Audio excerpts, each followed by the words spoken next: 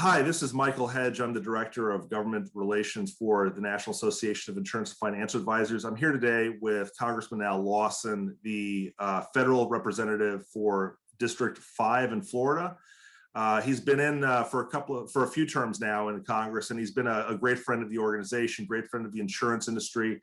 He himself is a former agent, I believe lastly, and still somewhat actively with Northwestern Mutual. And also a former NAFA member. So he's very familiar with the organization. And we just wanted to bring him in today to ask him some questions about his experiences in Congress. Congressman Lawson, I wanted to ask you, why is it so important for your constituents to be involved in advocacy and advocating for their industry? Okay, why is it so important for my constituents to be involved in advocating and for being in Congress, any place with constituents reference to insurance? It's very important because many of the laws that we pass in Congress, and I even go back to the state legislature, really does affect how we operate, how we do business, how we explain to others the importance of what we are doing. And it has a major effect on the company likewise. You know, it is, and really coming to Congress, you have a lot of members that did not come from a business or financial world. And when they come, they have their own preconceived notions of what should happen, whether they dislike companies, especially the insurance companies and so forth. So they get them mixed up oftentimes with various aspects of insurance and have a tendency to really reflect back on something that might have happened in a family situation and so forth. And so they come with these preconceived notions. And it's very important that we keep, and we need advocates out there because we want to keep our industry healthy and to make sure that we do the things that we are supposed to do in order to build, own everything that you can think of related to an insurance industry, you know, and that's very important. Everybody is involved in it. And so the advocacy is extremely important. And I think that the more we can get the word out, the better off it would be. It even helped me in talking to colleagues about information with the industry that they don't really understand, have never been involved in. I definitely understand that. So when looking for support on an issue, what's the most important thing a constituent can do to really reach out to you? Well, I always keep an open door policy because it's critically important. I don't want to ever get so embedded in the process until it might be one person that can make a difference in what you're trying to do. And you really want to educate them. So when they come before committees, they talk to other people that they know exactly what they're really talking about. And insurance is very complicated. And oftentimes they have no earthly idea.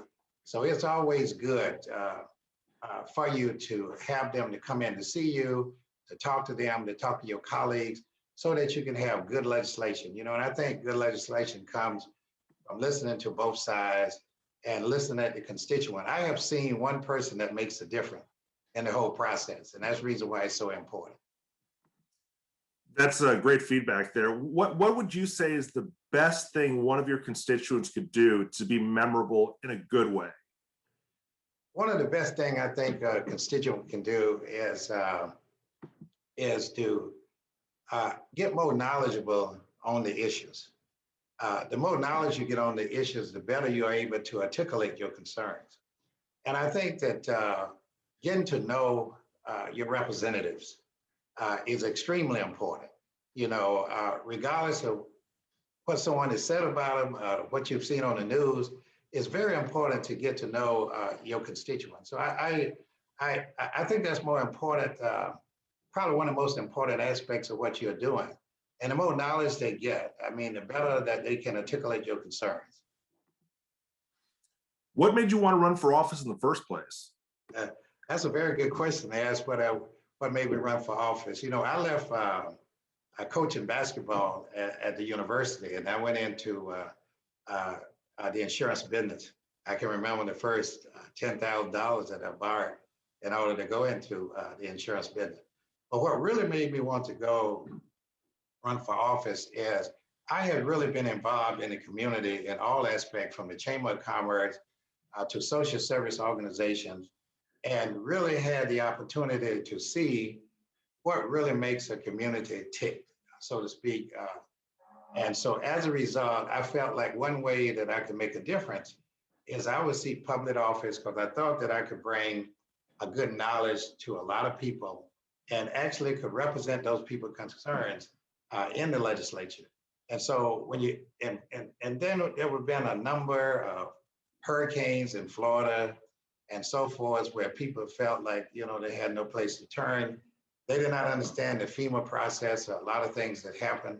And so as a result, having knowledge of that, I brought a different kind of perspective to the legislature. And the other reason is I came out of rural community, and rural communities were very different than in the urban community. And so I felt that they needed a voice, especially when I had fishermen, loggers, and all those kind of people in my district, where they had a different view of urban legislators and so forth. So here I was saying that I understand your concerns and I can represent you, all of the things that you're interested in by sending me to the legislature to represent you. And I was able to do that and created a great relationship and gave them a lot more confidence in their representative and politicians. Okay, and if you had a piece of advice for someone interested in running for public office, what would you tell them?